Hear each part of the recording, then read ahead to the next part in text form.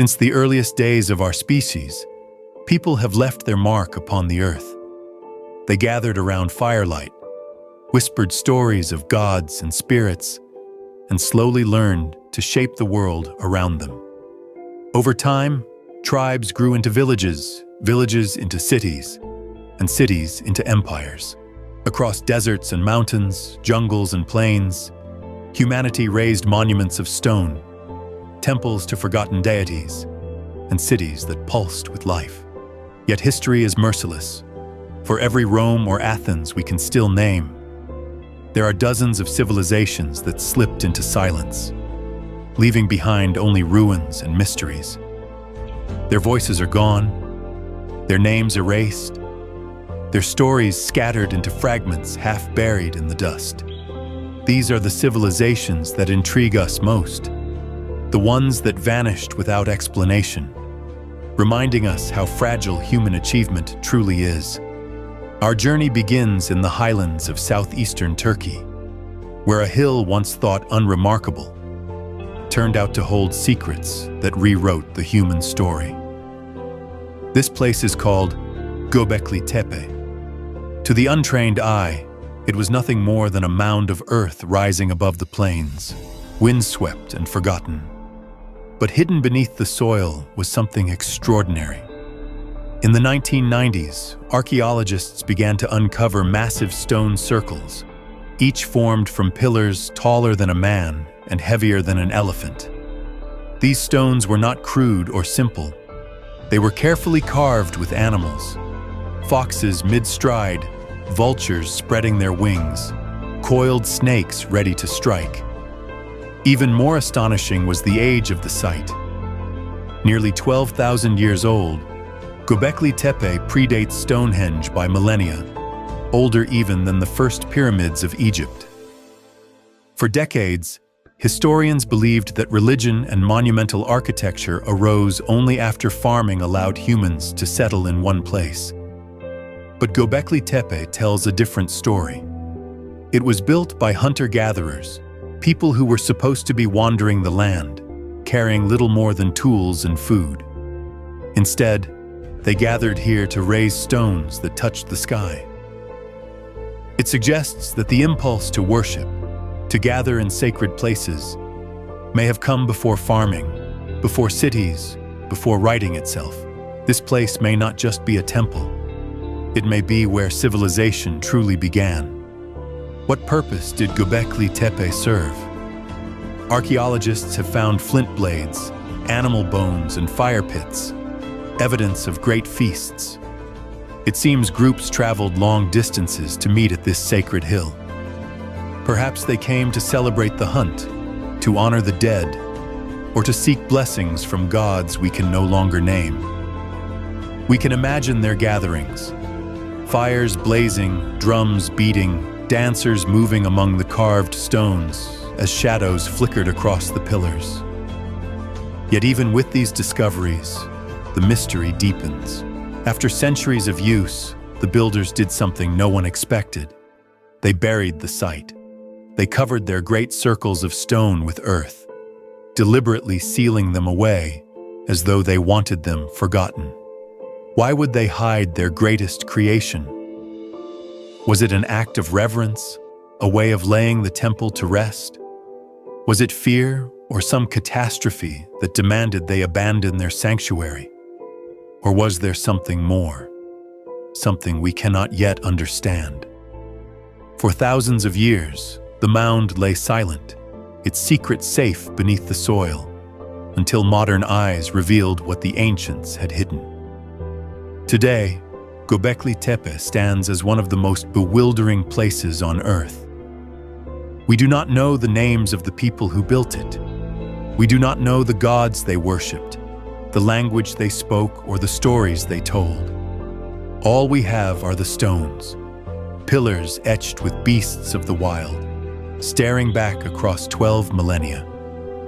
On that lonely hill, under the relentless Turkish sun, Göbekli Tepe whispers a truth to those who stand among its ruins. Civilization did not begin when we thought it did. It began earlier, stranger, and more mysteriously than we ever imagined. And it leaves us with the same haunting question that will follow us through this journey. Why do civilizations rise, only to disappear into silence? On the windswept plains of central Turkey lies another ancient mystery, one that takes us further along the story of early civilization. At first glance, Çatalhöyük appears as little more than two dusty mounds rising above the horizon. But beneath them lie the remains of a vast and vibrant settlement that flourished more than 9,000 years ago. When archaeologists began digging, they uncovered a town unlike any other known from prehistory. Thousands of people lived here in tightly packed houses made of mud brick, clustered so closely together that no streets existed between them. Instead, the rooftops themselves formed pathways, and families climbed into their homes through ladders leading down from ceiling openings. It was a world built above itself, where neighbors walked across one another's roofs, a labyrinth of dwellings connected by air rather than ground. Inside those homes, the walls revealed startling evidence of creativity and belief. Paintings of hunting scenes stretched across plaster, vivid images of deer and wild bulls, dancers moving in rhythm, and geometric patterns that may have carried symbolic meaning. Some walls bore the mounted skulls of aurochs, great horned cattle whose power clearly impressed the people who lived there. Shrines and figurines suggest a society where spirituality was not confined to temples, but infused into everyday life. Beneath the floors, the dead were laid to rest. Generations slept directly above the bones of their ancestors, a community where the living and the dead coexisted in the same space. Here was a culture both deeply practical and profoundly spiritual, blending survival with reverence. What makes Çatalhöyük so fascinating is what it lacked. There were no palaces, no great temples, no signs of kings or ruling elites. For centuries, the people lived together in relative equality, sharing in farming, herding, hunting, and craft.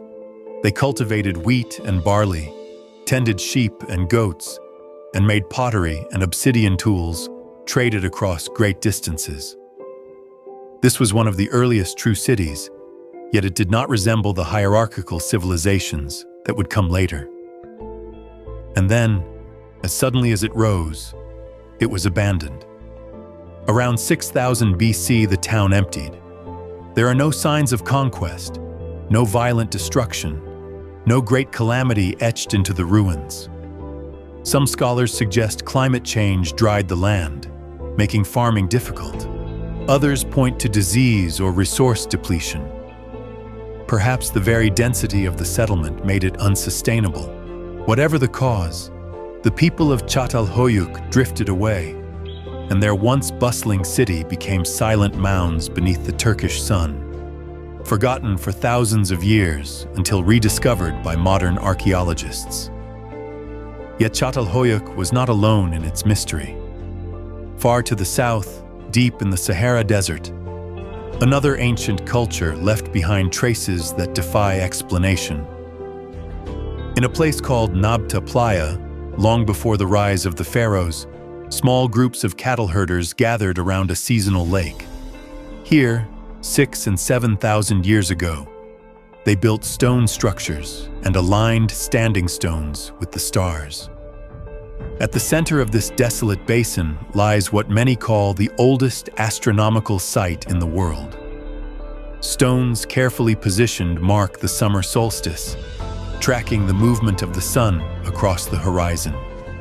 Long before Stonehenge, long before the great temples of Egypt, the people of Nabta Playa studied the heavens.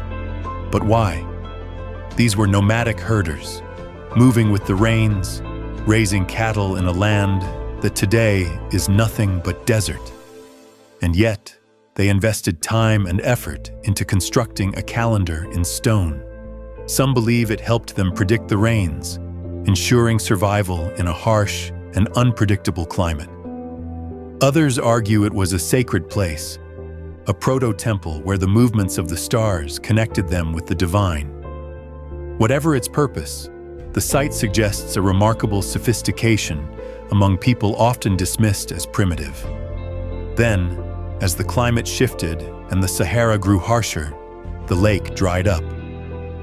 The people of Nabta Playa moved on, leaving their stone circles behind. Over centuries, drifting sands buried their work until only a scattering of rocks remained visible.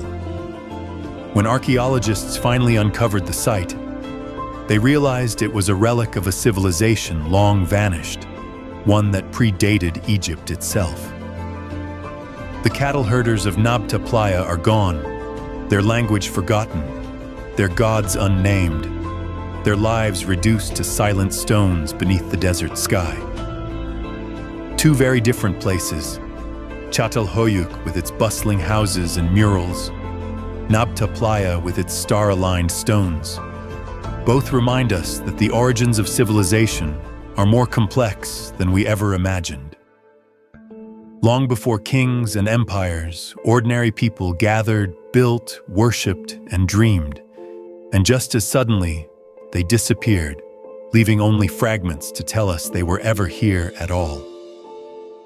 On the Great Plains of South Asia, where the waters of the Indus River once flowed strong and wide, there rose a civilization so advanced, so carefully ordered, that its ruins still inspire awe and disbelief. Thousands of years ago, long before Rome or Greece, long before the rise of dynasties in China, the Indus Valley civilization built cities of remarkable sophistication. At its height, it stretched across vast regions of what is now Pakistan and northwestern India, home to perhaps 5 million people. Its great centers, Harappa and Mohenjo-Daro, were thriving urban landscapes, filled with broad avenues, carefully planned neighborhoods, and an infrastructure so advanced it would not be matched again for millennia. Walking through the ruins today, one is struck not by towering monuments or extravagant palaces, but by the quiet brilliance of planning. The cities were laid out on grids, with streets that intersected at right angles. The houses, made of baked bricks, were uniform in style and size, suggesting a culture of balance and equality rather than vast inequality. Each home had access to wells and private bathrooms, with drains that fed into an underground sewage system. This was the world's first urban sanitation network, built nearly 4,000 years ago, a marvel that many later civilizations never matched. Public granaries stored food, and massive reservoirs captured precious water. It was a society that prized order and practicality over ostentation. Yet for all their achievements, the people of the Indus Valley left behind almost no clues about who they truly were. They had a system of writing, small symbols carved into seals and tablets, but no one has ever been able to read them. Without a deciphered script, their stories remain locked away. We do not know the names of their kings, if they had kings at all.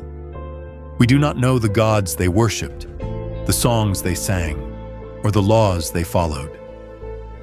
All we see are the artifacts of their lives, finely crafted jewelry, standardized weights and measures, delicate pottery, toys for children, and seals adorned with animals both real and mythical. And then, as with so many great civilizations, it all came to an end. Around 1900 BC, the Indus cities began to decline. Streets fell silent, drains clogged, and neighborhoods emptied. The causes of this collapse remain one of history's greatest mysteries. Some suggest the river itself shifted course, cutting off the lifeblood of the civilization. Others point to droughts brought on by climate change, weakening harvests until people could no longer survive in such great numbers.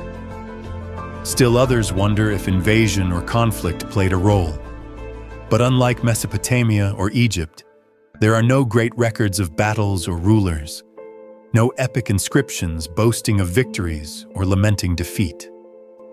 The Indus simply faded away, its cities slowly reclaimed by dust and silence. When Mohenjo-Daro was rediscovered in the 1920s, archaeologists found streets still lined with the bones of ordinary people, as if the city had been deserted suddenly. But there is no evidence of massacre, no burned walls or toppled monuments, only the stillness of abandonment. It is as though the people simply walked away, leaving their brick homes to crumble in the sun. Today, the Indus Valley civilization stands as both a triumph and a riddle.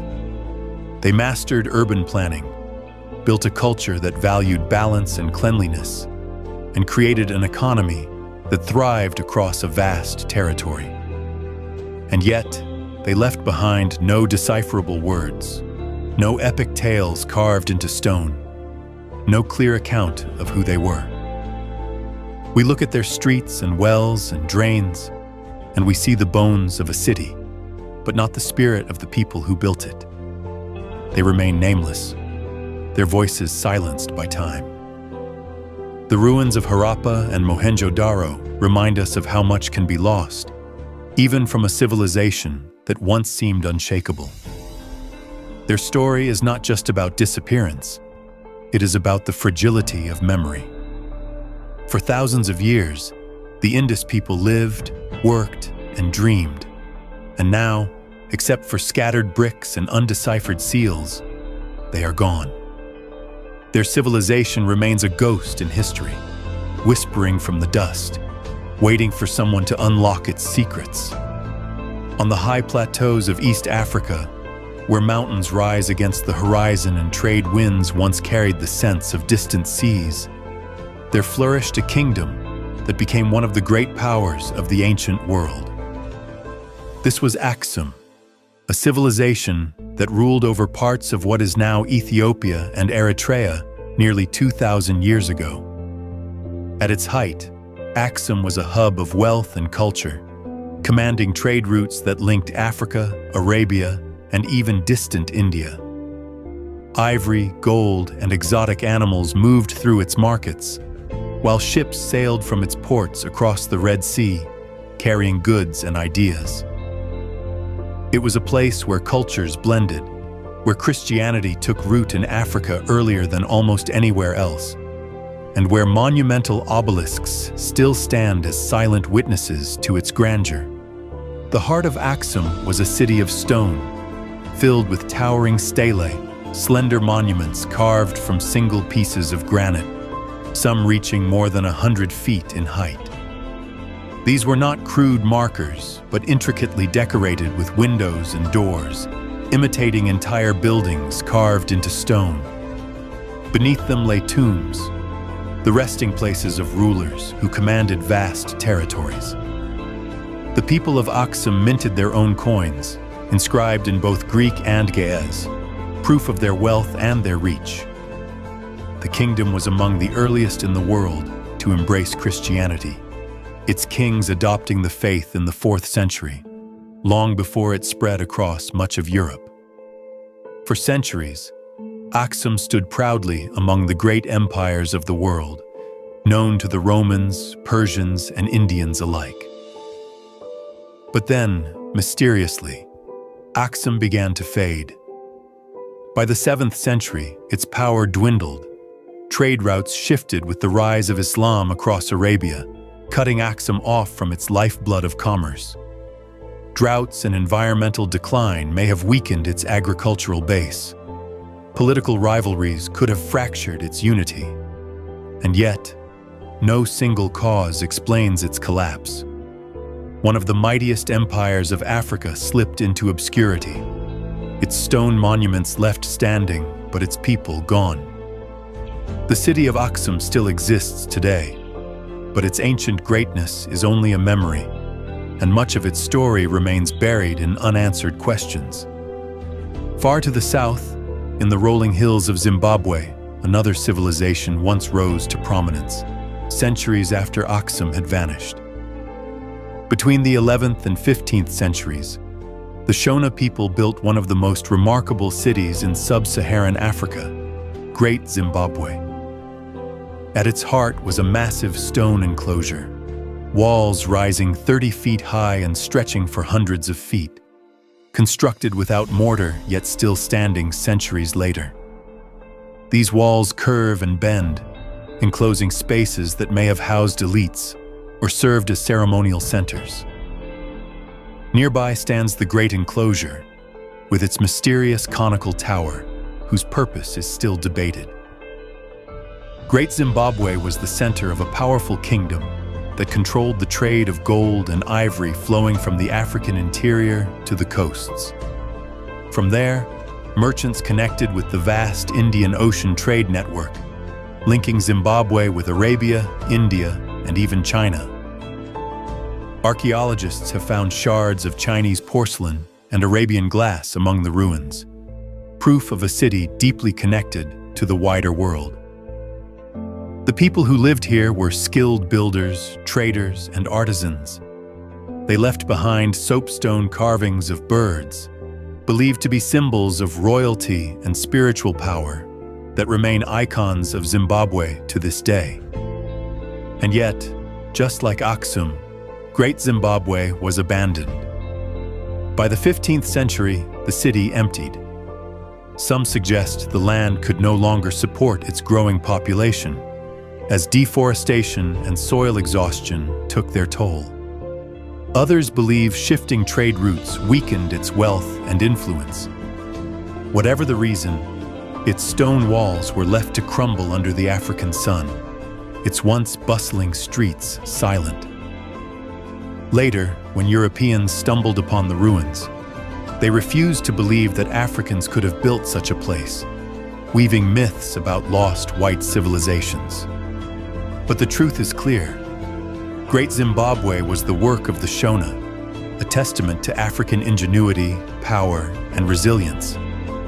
Today, Aksum's obelisks and Zimbabwe's walls still stand, proud and silent, testaments to two African civilizations that rose to greatness and then faded into mystery. They remind us that history is far richer and far more complex than the narrow stories once told. They remind us that civilizations can thrive, connect with the world, and then vanish, leaving only stone to tell us they were ever here. Long before the rise of the Maya or the Aztec, an older civilization thrived in the lowlands of present-day Mexico. They are known to us only as the Olmecs, often called the mother culture of Mesoamerica. For from their foundations sprang many of the traditions and symbols that would define later civilizations. From roughly 1200 to 400 BC, the Olmecs built great ceremonial centers, developed complex rituals, and left behind some of the most iconic artifacts of the ancient world.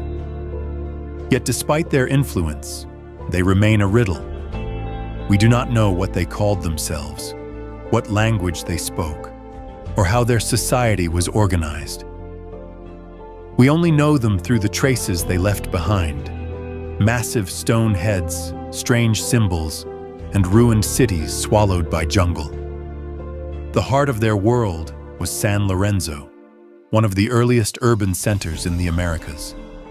Here, on a plateau shaped by human hands, the Olmecs constructed terraces, courtyards, and colossal monuments. The most astonishing are the colossal heads, enormous sculptures carved from single blocks of basalt, some weighing as much as 50 tons. Each head is unique, with distinct features and headdresses, leading many to believe they represent rulers or warriors, frozen in stone to guard their people across time. The sheer scale of these works is staggering.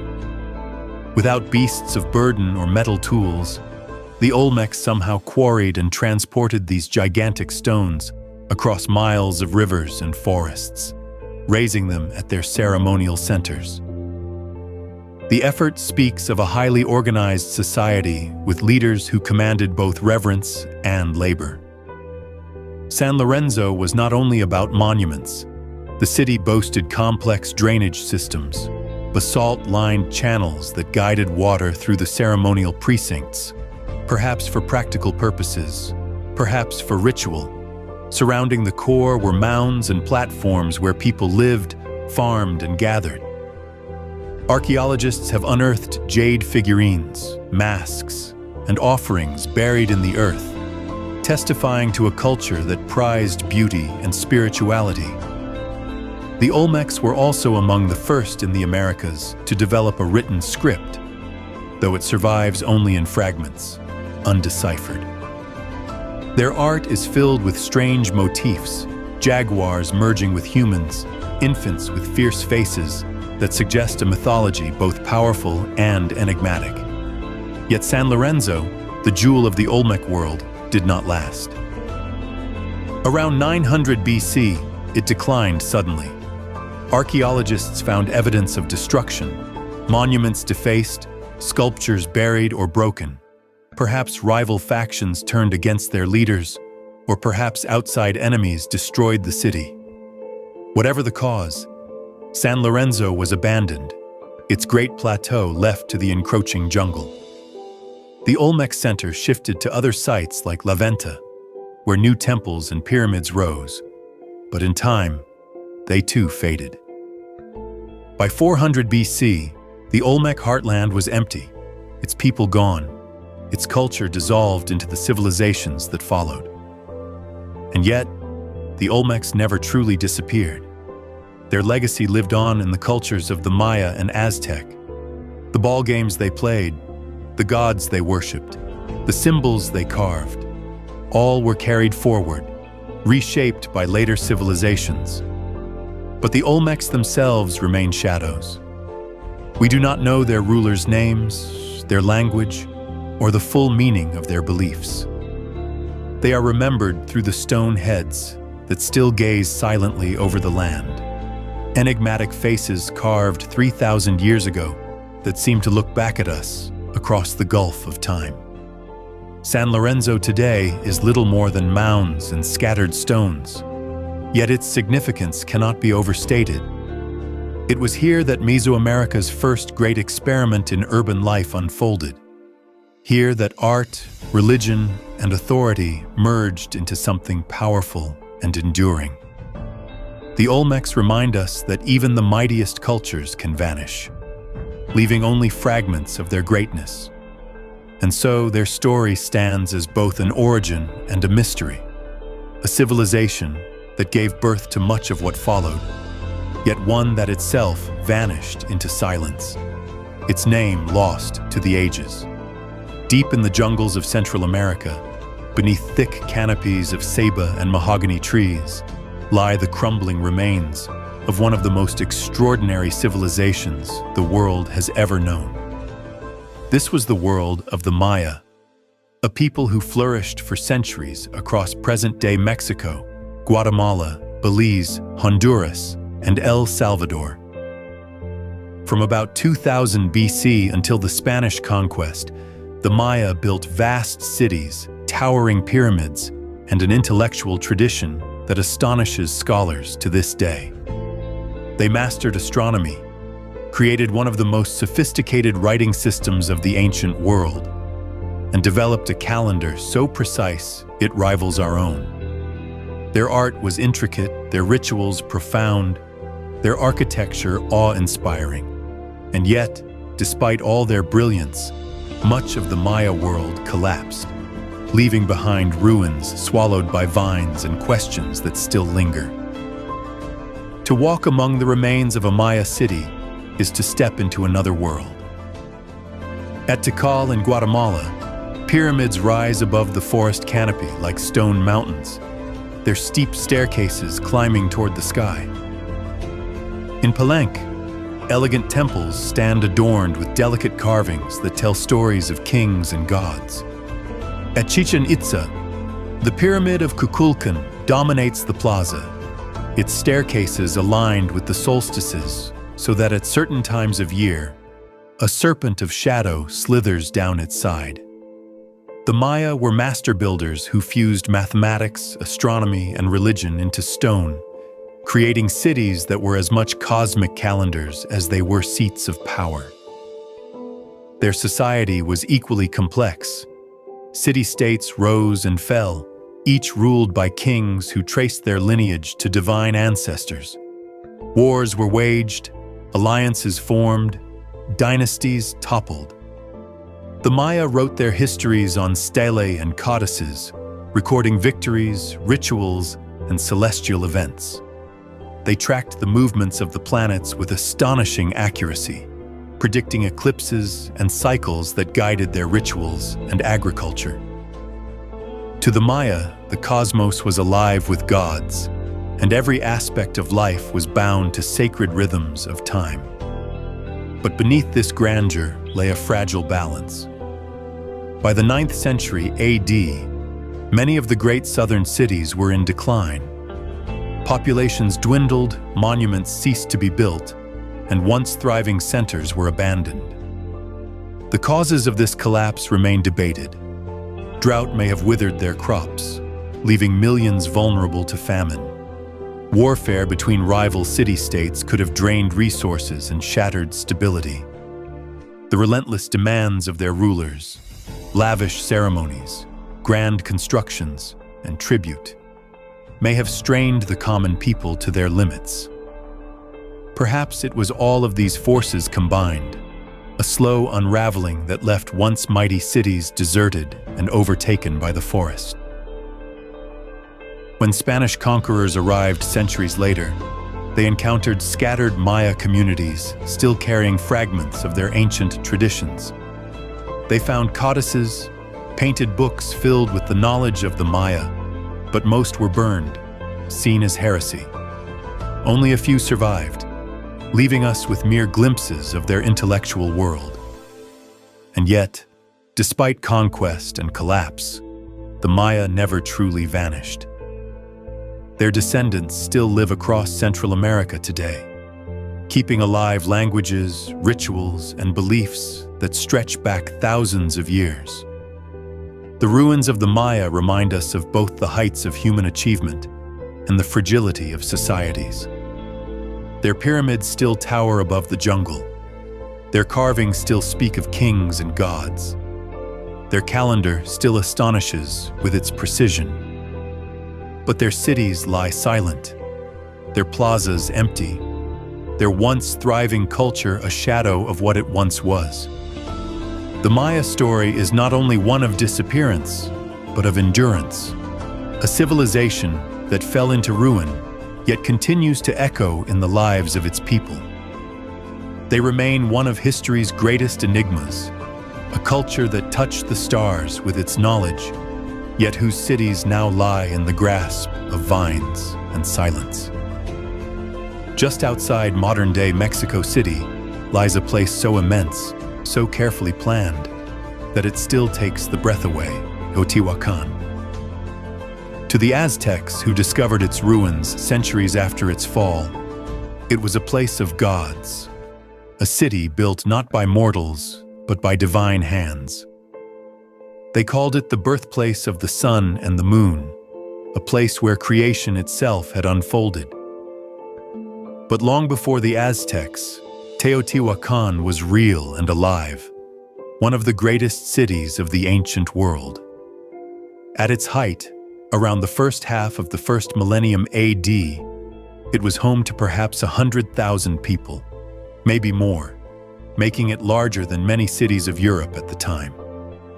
To walk its wide avenues today is to feel both awe and mystery. The heart of the city is the Avenue of the Dead, a vast boulevard running for miles, lined with temples, plazas, and palaces. At its northern end rises the Pyramid of the Moon, solid and commanding, aligned with the surrounding mountains. Further down stands the Pyramid of the Sun, one of the largest structures ever built in the ancient world, a mountain of stone that dominates the skyline. From its top, one can look down the Avenue of the Dead and imagine the city in its prime. colorful murals on every wall, marketplaces buzzing with trade, priests climbing temple stairs with offerings to gods. Teotihuacan was not a rough sprawl of houses. It was meticulously planned, with apartment compounds, workshops, and ceremonial centers, all organized with geometric precision. Its people created an urban culture unlike anything seen before in the Americas.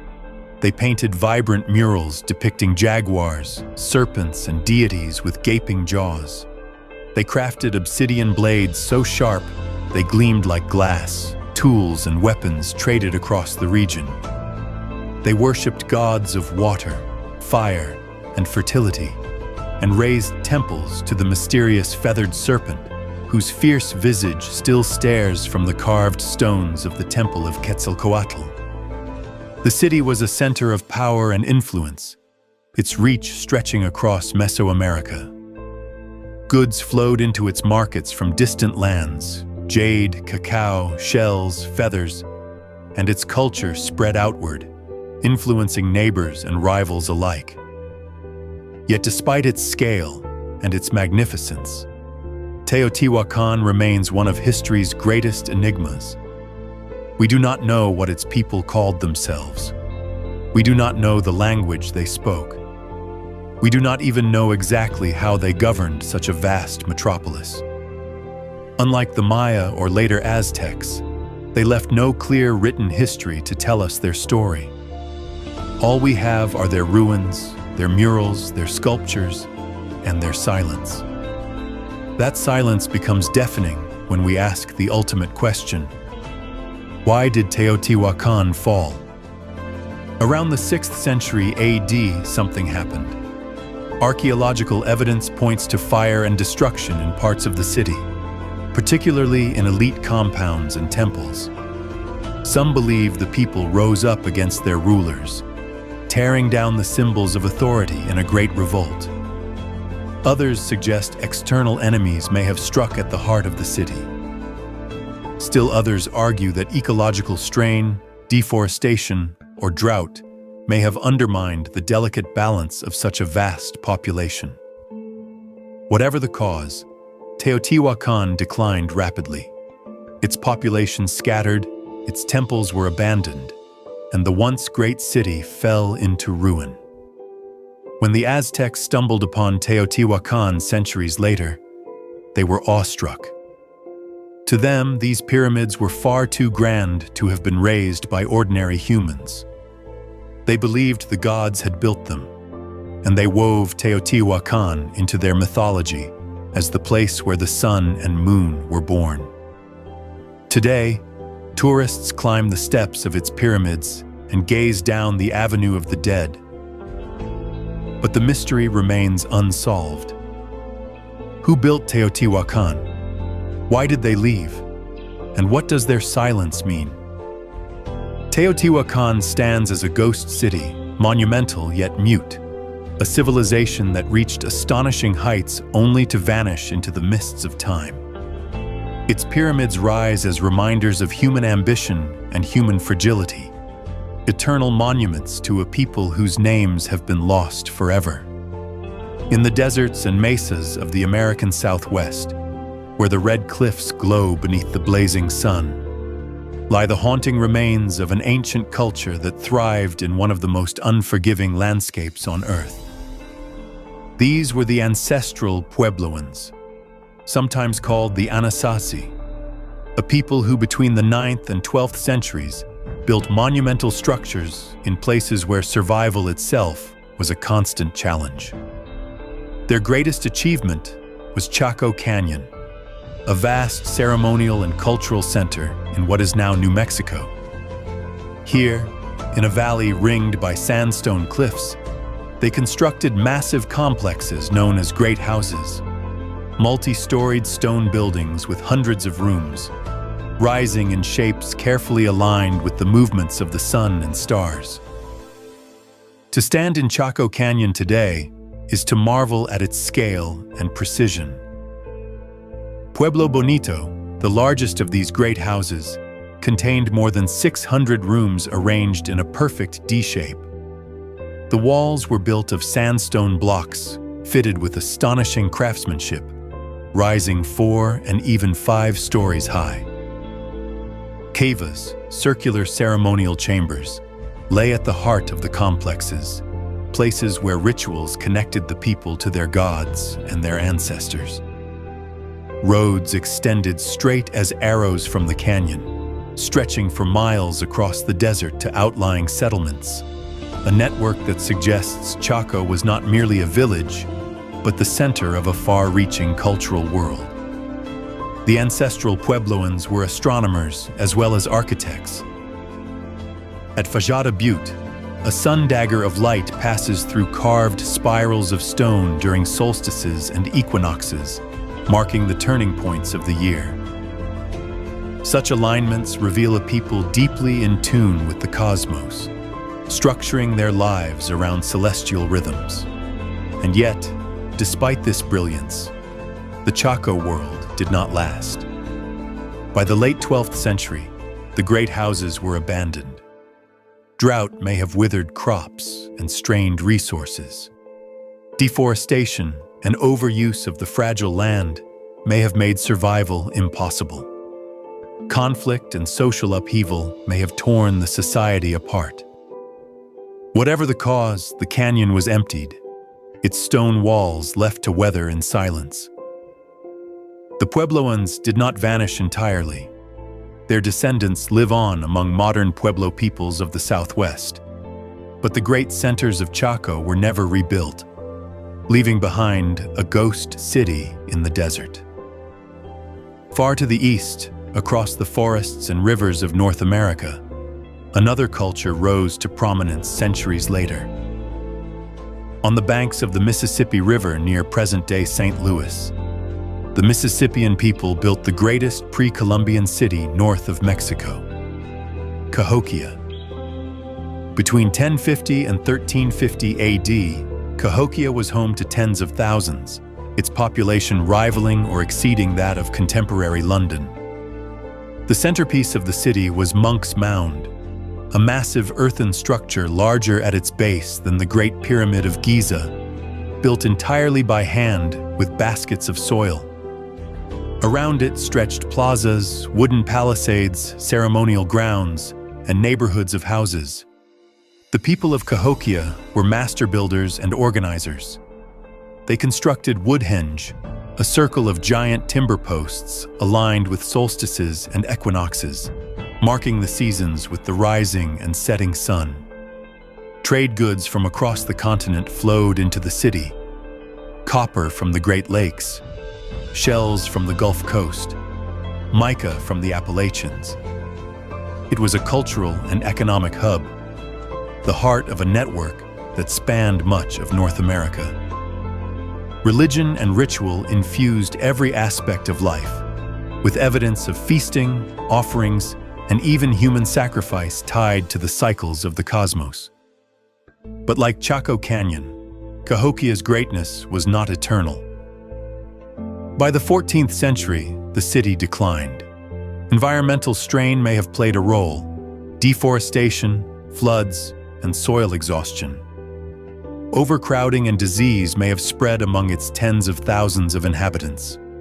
Social tensions and conflict could have fractured its unity. Slowly, the mounds were abandoned, the plazas emptied, and the great city disappeared from memory. When Europeans arrived centuries later, Cahokia was already a silent landscape of grass-covered mounds, its builders forgotten.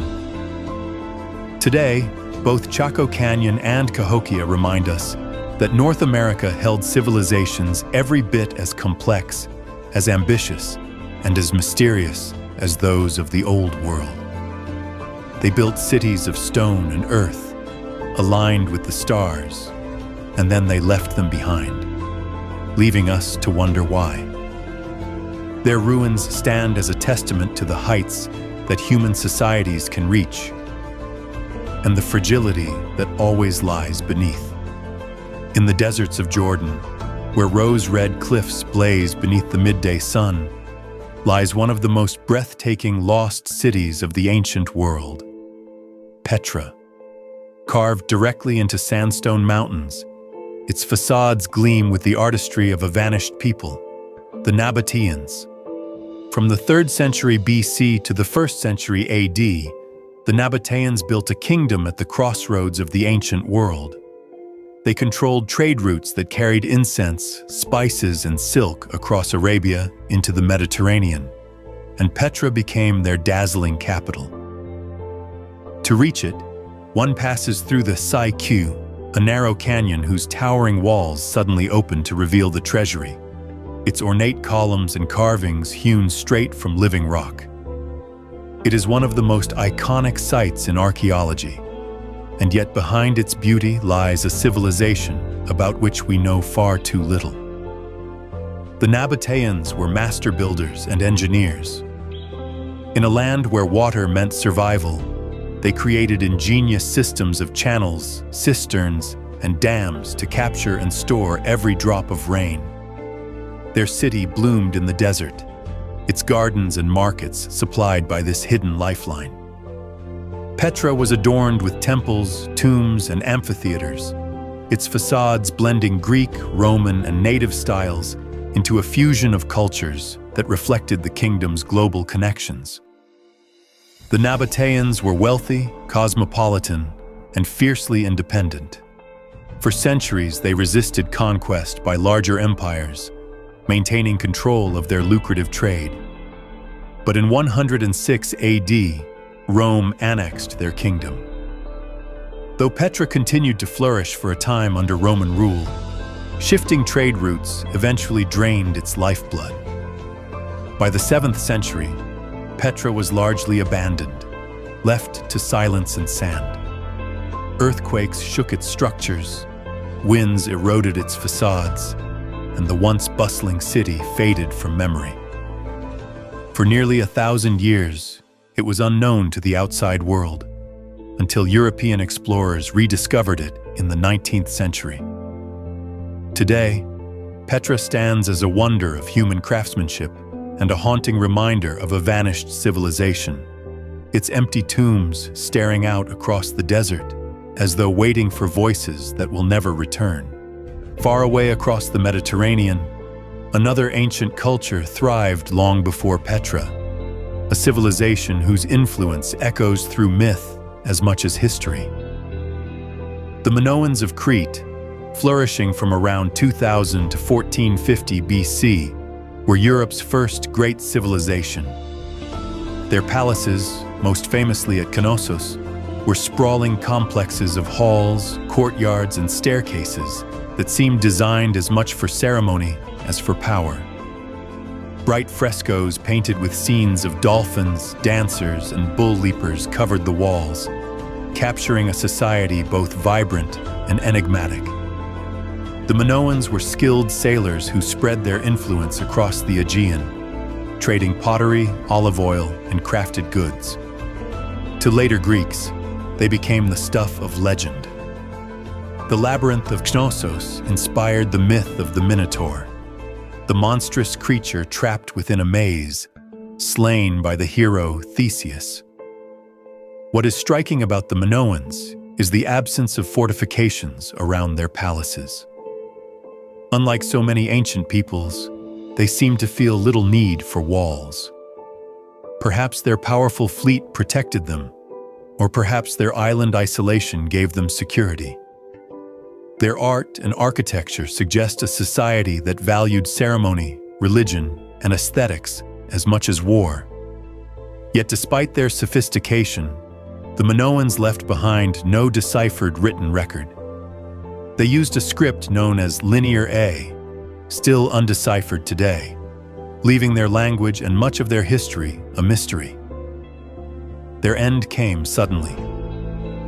Around 1450 BC, Minoan palaces were destroyed across Crete, many burned to the ground. Some scholars point to a massive volcanic eruption on the nearby island of Thera, modern-day Santorini, that may have triggered tsunamis and climate disruptions, devastating their society. Others suggest invasion by the rising Mycenaeans of mainland Greece, who may have conquered what the disaster did not destroy. Whatever the cause, the Minoans vanished, their palaces left in ruins, their once proud culture absorbed or forgotten. Yet their influence lived on. Greek myths carried echoes of their rituals, their imagery, their gods. Their art inspired generations, and their memory shaped the stories that would form the foundation of Western civilization. But the Minoans themselves, like the Nabateans of Petra, became shadows. Cultures that reached astonishing heights, built wonders that endure to this day, and then slipped into silence, leaving us with ruins and riddles, fragments and legends. More than 3,000 years ago, the ancient world trembled under the weight of chaos. Around the year 1200 BC, entire civilizations across the eastern Mediterranean collapsed almost simultaneously. Great cities burned, palaces crumbled, and empires that had stood for centuries fell into ruin. Historians call this catastrophe the Late Bronze Age collapse, and at the heart of it lies a mystery, a shadowy force known only as the Sea Peoples.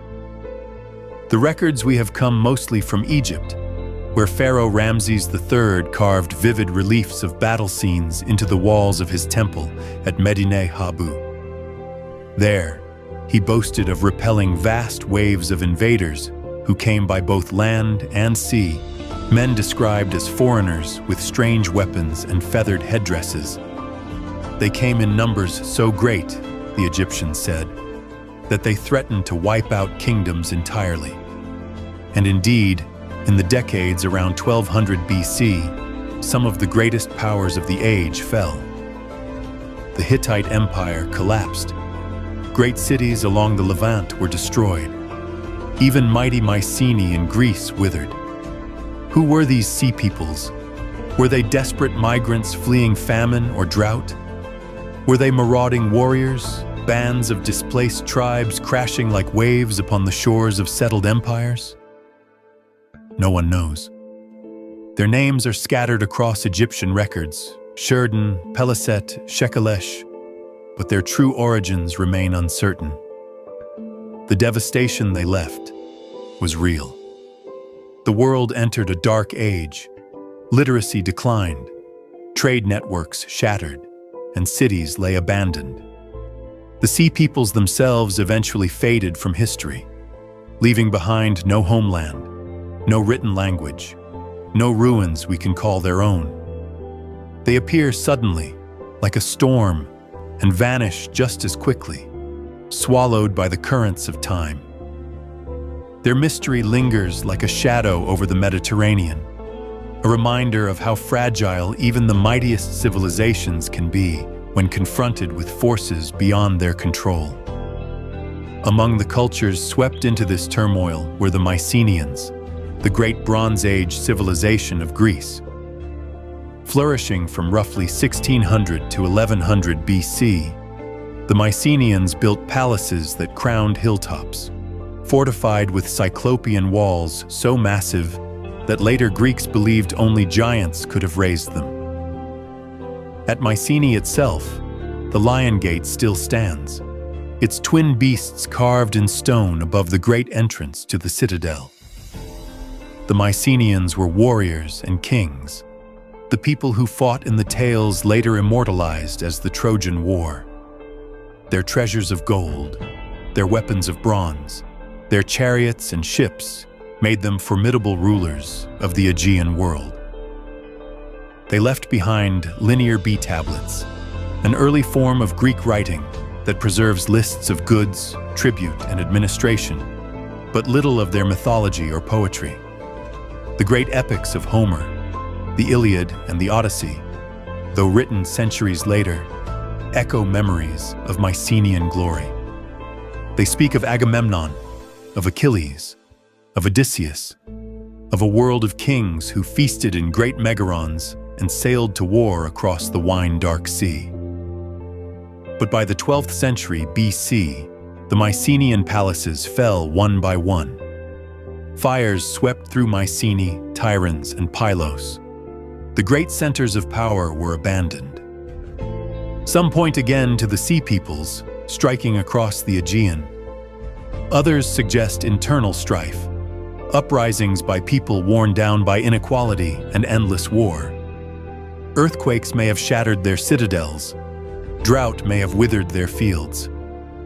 Most likely it was a combination, a convergence of disasters that brought the age of palaces to an end. For centuries after, Greece entered a dark age. Writing disappeared. Monumental architecture ceased. The memory of the Mycenaeans survived only as myth, their once proud culture reduced to half-remembered legends of heroes and gods. When classical Greece arose centuries later, the ruins of Mycenae and Tiryns stood as silent reminders of a forgotten world. The Sea Peoples and the Mycenaeans both remind us that civilizations can vanish, not gradually, but suddenly, consumed by fire, famine, or war. Their stories are echoes from an age of upheaval, when the ancient world collapsed into silence, and new societies had to rise from the ashes. Beneath the waters of our oceans lie cities long forgotten, places where people once lived, traded, and prayed, now preserved in eerie silence. Two of the most extraordinary are Heracleion and Pavlopetri, both swallowed by the sea. Both reminders that even the land itself cannot be trusted to hold what we build upon it. Just off the coast of modern Egypt, beneath the murky waters of the Mediterranean, rests the lost city of Heracleion. For centuries, it was a thriving port at the mouth of the Nile, a place where goods from across the ancient world converged. Long before Alexandria rose to glory, Heracleion was the gateway to Egypt. Greek merchants passed through its harbors, ships from Phoenicia and beyond docked at its quays, and Egyptian priests honored their gods in temples that dominated the shoreline. It was here that legend says Helen of Troy and Paris once sought refuge, and here that the great Heracles himself was worshipped, giving the city its name. But for nearly 1,000 years, Heracleion was lost. Ancient texts spoke of it, but no trace could be found. Scholars debated whether it had ever truly existed. Then, in the year 2000, divers exploring the seabed made an astonishing discovery. Beneath layers of silt and sand lay colossal statues toppled into the water, temple blocks, inscriptions, jewelry, and even entire shipwrecks preserved in the mud. Slowly, the drowned city emerged. Massive figures of Egyptian gods were lifted from the depths, their stone faces still serene after centuries underwater. Canals, docks, and streets were mapped, revealing a city once alive with trade and ritual. Why did it sink? The answer is partly geological. The Nile Delta is unstable, its soils prone to subsidence and earthquakes. A series of natural disasters may have undermined the foundations of Heracleion, causing buildings to collapse and whole districts to slide beneath the waves. Rising seas finished the job. By the 2nd century BC, Heracleion was gone, buried under the sea and forgotten. Today, divers drift through its ruins, a city frozen in time, a memory of Egypt's lost gateway to the world. Far to the north, off the coast of Greece, lies another drowned city, even older, Pavlopetri. Submerged beneath just a few meters of water near the Peloponnese, Pavlopetri is the oldest known underwater city in the world. Its streets, courtyards, and tombs date back more than 5,000 years to the Bronze Age. Unlike many ruins lost to time, Pavlopetri's layout is still astonishingly clear. You can trace its grid-like streets, walk its avenues in the mind's eye, and imagine the lives of the people who once lived there. Houses line narrow lanes, large buildings suggest workshops or gathering halls, and graves tell of generations who lived and died by the shore. Pavlopetri was a trading hub, perfectly placed to connect mainland Greece, Crete, and the wider Aegean. Goods would have flowed through its small harbors. Pottery, textiles, metals, and food. It thrived for centuries, a small but vital node in the network of early Mediterranean commerce. Then, sometime around 1000 BC, the land shifted. Earthquakes likely sank the city, dragging it beneath the waves, where it remained hidden until marine archaeologists rediscovered it in the 20th century. Unlike Heracleion, which lay buried deep in mud, Pavlopetri is shallow and accessible, a perfect window into daily life thousands of years ago. Its survival underwater has preserved it from later disturbance, making it a rare time capsule of the Bronze Age. Together, Heracleion and Pavlopetri tell a sobering story, that even the ground beneath our feet is fragile. Civilizations rise not only against the challenges of war and famine, but also against the shifting earth and restless sea. To lose a city to water is to lose it almost entirely. Its people scattered, its memory drowned, its stones visited only by fish and divers centuries later. Yet in their rediscovery, we are reminded of the impermanence of all things, and of how the sea, patient and relentless, always takes back what is built too close to its edge.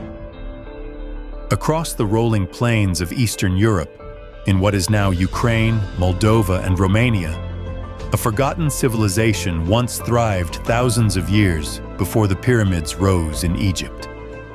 Known today as the Cucuteni Tripilia culture, it stretched from 5,500 to 2,750 BC and left behind some of the largest prehistoric settlements ever discovered. Long before the great cities of Mesopotamia, these people built proto-cities of astonishing size, settlements that could house up to 15,000 inhabitants, a scale that seems impossible for the time. Their villages were laid out in concentric circles, houses neatly aligned, suggesting a people who valued order and community.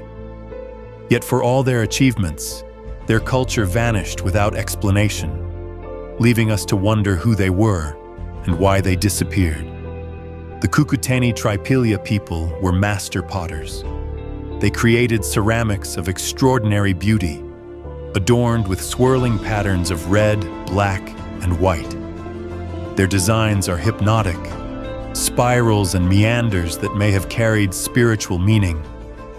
They also crafted clay figurines, often depicting women with exaggerated features, perhaps linked to fertility cults. Their homes were built of wood and clay, often 2 stories tall, decorated with painted walls. And then, in a practice that still puzzles archaeologists, they burned them. Entire villages were periodically set ablaze, the houses deliberately destroyed in fire. Was this a ritual act, a cycle of renewal tied to their beliefs? Was it a practical choice, clearing space for rebuilding? No one knows. What we do know is that the Cucuteni Tripilia world lasted for millennia, only to vanish around 2750 BC. Some suggest they were absorbed into waves of Indo-European migrations sweeping across the steppes. Others point to climate change or resource depletion, but they left no written record, only their pottery, their burnt homes, and the faint echoes of a culture, both advanced and mysterious. For centuries, they were forgotten entirely, their story erased until modern archaeology uncovered their buried villages. Today, they stand as one of Europe's great lost civilizations, proof that the roots of human complexity stretch back further than we ever imagined. Further south, in Anatolia, another mighty civilization rose and fell, one that reshaped the ancient world before vanishing almost entirely from memory: the Hittites. From around 1600 to 1200 BC, the Hittite Empire dominated much of modern Turkey and Syria. a rival to Egypt and Babylon. They built their capital at Hattusa, a city fortified by massive stone walls, its gates adorned with lions and sphinxes carved into the rock. The Hittites were warriors and diplomats, masters of both battle and statecraft. They fielded powerful chariot armies, clashed with Pharaoh Ramses II at the famous Battle of Kadesh, and later signed one of the world's first known peace treaties. They ruled an empire that stretched across mountains and plains, holding sway over vassals and trade routes alike. The Hittites left behind thousands of clay tablets inscribed in cuneiform, preserving treaties, laws, and myths. From these records, we learn of their gods, their kings, their struggles to maintain an empire in a world of shifting alliances and constant threats. Yet for all their power, their end came swiftly. Around 1200 BC, during the Great Bronze Age collapse, Hattusa was destroyed. Fire consumed its palaces, its archives buried under rubble. Like so many others, the Hittites fell to forces we still cannot fully explain. Perhaps the sea peoples, perhaps internal revolts, perhaps famine or drought. Whatever the cause, the empire disappeared. For centuries afterward, their very existence was forgotten. Ancient writers barely mentioned them, and by the time of Greece and Rome, the Hittites had vanished so completely that even their name was lost. It was not until the late 19th century, when archaeologists uncovered the ruins of Hattusa and deciphered its tablets, that the Hittites returned to history. They had been one of the great powers of the ancient world, yet they were erased from memory for more than 2 millennia. Their rediscovery reminds us how easily even the mightiest empires can vanish, leaving behind only broken stones and forgotten words. The Cucuteni Tripilia and the Hittites, though separated by time and geography, share the same haunting fate. Civilizations that flourished, built wonders, and then disappeared. Their ruins whisper of human ambition and human fragility, reminding us how thin the line is between permanence and oblivion. In the jungles of Cambodia, where roots of massive trees coil around stone like living serpents, stand the remains of one of the greatest empires Southeast Asia has ever known. The Khmer Empire, which flourished from the 9th to the 15th century, left behind monuments so vast and intricate that they still inspire awe centuries later. Its most famous jewel is Angkor, a sprawling complex of temples, reservoirs, and causeways that once formed the heart of a mighty kingdom. At its height, Angkor was the largest urban center in the world, home to hundreds of thousands of people. Its canals and reservoirs stretched for miles, regulating water in a land of seasonal floods and droughts. Its temples, led by the iconic Angkor Wat, blended Hindu and Buddhist cosmologies into stone, carved with endless bas-reliefs of gods, kings, and celestial dancers. Angkor Wat, dedicated in the 12th century, is the largest religious monument ever built. Rising from the jungle like a mountain of stone, its 5 towers represent the peaks of Mount Meru, the mythic center of the universe. Inside, walls stretch for hundreds of meters, telling stories of epic battles, of the churning of the ocean of milk, of kings who claimed divine authority. To walk its corridors is to feel the scale not only of human ambition, but of spiritual devotion on a grand scale. And yet Angkor was only one part of a vast city, a metropolis of wooden houses, markets, palaces, and reservoirs, spread across the landscape, connected by roads and canals that tied the kingdom together. The Khmer Empire thrived on agriculture, its rice fields fed by ingenious hydraulic systems. Trade and tribute flowed into its cities, Its rulers commanded armies and built monuments not only to glorify themselves, but to embody their vision of the cosmos. For centuries, the empire dominated much of mainland Southeast Asia. But like so many before, its greatness was not eternal. By the 15th century, Angkor was abandoned. The reasons remain debated. Some point to environmental strain. Deforestation and overuse of land may have undermined the delicate balance of its water systems. Others note repeated invasions from neighboring kingdoms, particularly Ayutthaya from Thailand. Still others suggest that religious and political changes eroded the unity of the empire. Likely it was a combination of all these pressures. Slowly, Angkor's streets fell silent. Its wooden houses rotted away, and only the temples of stone endured, overtaken by jungle. When Europeans stumbled upon them centuries later, they could hardly believe such a city had existed, hidden in the forests of Cambodia. But Angkor was not the Khmer's only wonder. For years, legends spoke of another lost city in the mountains to the north, a place called Mahendraparvata. Unlike Angkor, it was invisible, its ruins scattered across dense forest and almost impossible to detect. It was only in the 21st century, using airborne laser scanning known as LiDAR, that archaeologists uncovered its scale. Hidden beneath the canopy lay roads, canals, temples, and entire city grids stretching across the slopes of the Kulin Mountains. Mahendraparvata had been one of the Khmer Empire's early capitals, a city that shaped the foundations upon which Angkor would later rise. Its rediscovery proved that the Khmer did not build in isolation, but were part of a long tradition of urban experimentation, moving capitals and reshaping landscapes to suit their cosmic vision. Today, Angkor draws millions of visitors who marvel at its temples rising from the jungle, while Mahendraparvata lies largely unseen, a reminder of how much still hides beneath the earth and trees. Together, they speak of a civilization that commanded nature, reshaped landscapes, and built monuments to eternity, only to see its power fade and its cities fall silent.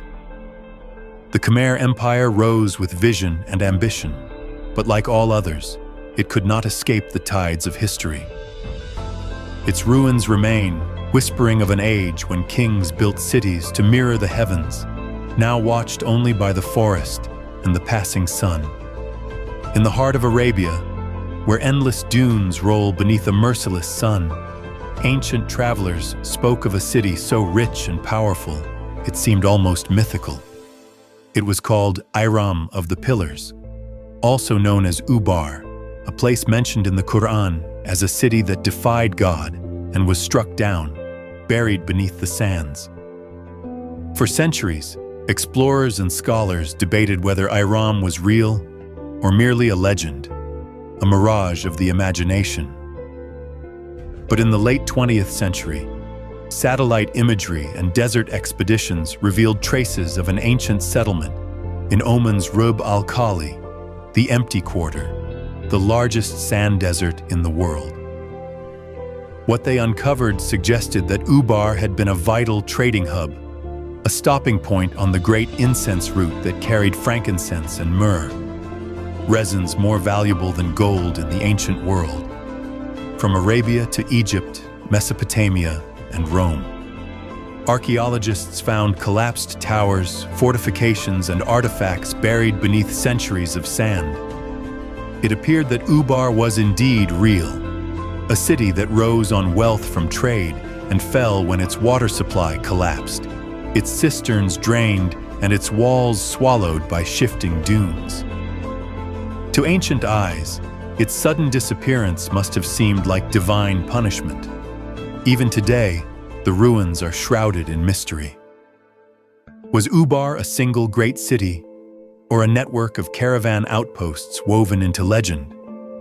Was its destruction sudden or gradual, its memory amplified by myth? The desert holds its secrets well, and Ubar remains a ghost, half history, half fable, etched into both scripture and sand. Far across the Sahara, another forgotten people built a civilization in a place most would have thought impossible, the Garamantes of Libya. Flourishing from around 500 BC to 700 AD, the Garamantes lived deep in the desert, far from the fertile coasts of the Mediterranean. To outsiders, they seemed like nomads, raiders who struck Roman frontiers and vanished back into the dunes. But archaeology has revealed a startling truth. The Garamantes were not simple tribes, but builders of cities, engineers who tamed the desert itself. At their heart was the capital of Garama, a settlement of tens of thousands with houses, streets, and markets. Scattered across the desert were hundreds of smaller towns and villages, sustained by an ingenious water system. The Garamantes dug tunnels known as fogaras, underground channels that tapped into hidden aquifers, carrying cool water across miles of sand to irrigate fields. With this lifeline, they grew wheat, barley, and grapes in a landscape that seemed barren. Their system was so effective that satellite images still trace the lines of their ancient canals beneath the desert floor. The Garamantes were traders as well as farmers, linking sub-Saharan Africa to the Mediterranean world. Caravans carried salt, slaves, gold, and exotic goods across the Sahara, their roots carved into the sand centuries before the famous camel caravans of later times. They also clashed with Rome, raiding its provinces and earning mention in Roman chronicles. Yet for all their ingenuity, their world was fragile. As centuries passed, their aquifers began to dry. Without replenishment, the fogaras could no longer sustain their fields.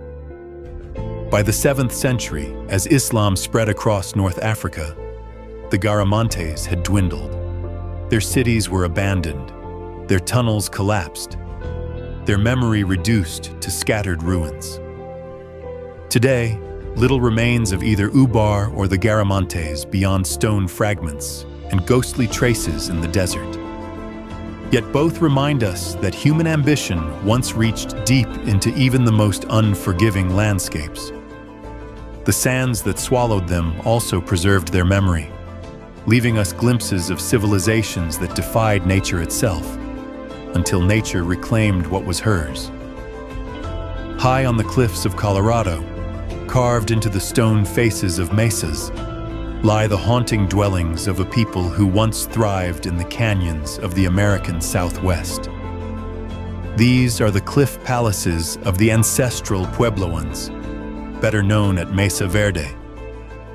For centuries, beginning around the 12th century, families built entire communities tucked into sheer rock alcoves.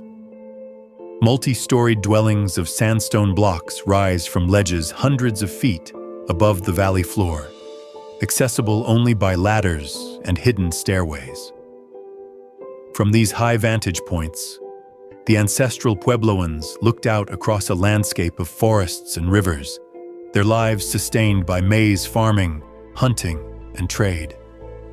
And yet, by the late 13th century, Mesa Verde was abandoned. The cliff dwellings fell silent. Archaeologists debate the reasons: prolonged droughts that starved crops, social tensions, or conflict with neighboring groups. Perhaps it was a combination, a slow unraveling that forced families to move south, where their descendants live today among the modern Pueblo peoples.